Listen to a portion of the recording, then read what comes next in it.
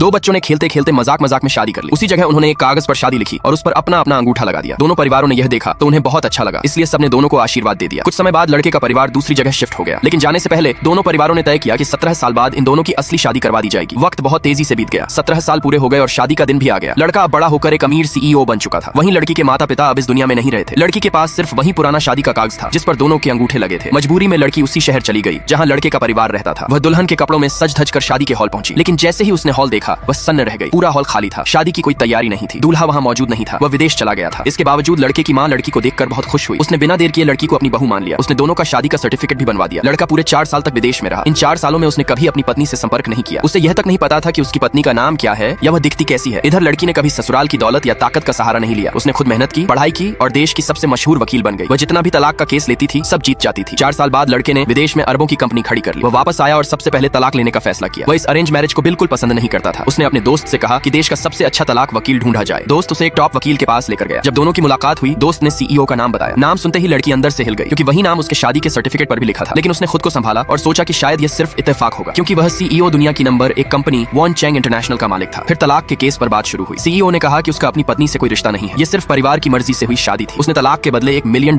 देने की बात कही। यह सुनकर लड़की हैरान हो गई। इतने पैसे मिलने पर कोई तलाक से मना क्यों करेगा। दोस्त ने बताया कि CEO के लिए $1 मिलियन कुछ भी नहीं है। उसे डर था कि उसकी पत्नी और ज्यादा पैसे मांग सकती है। इसी बीच लड़के की माँ ने लड़की को फोन किया। उसने कहा कि उसका पति 4 साल बाद लौट आया है और अब वह चाहती है कि दोनों साथ रहें और शादी को पूरा करें। फोन रखते ही लड़की परेशान हो गई और तुरंत वहाँ से निकल गई। घर पहुंचने पर उसने अपनी माँ से मीठी बातें करनी चाहिए, लेकिन माँ ने साफ कह दिया कि 4 साल बाद अब वह सिर्फ अपनी बहू को पहचानती है, बेटे को नहीं। ये बात CEO के दिल को चुभ गई, लेकिन उसे यह पता नहीं था कि जिस औरत को वह तलाक देना चाहता है वही औरत उसे दिल से पसंद आने लगी है। उधर लड़की पहले ही उसके घर पहुंच चुकी थी। अब आगे क्या होगा जानने के लिए अगला हिस्सा जरूर देखिए।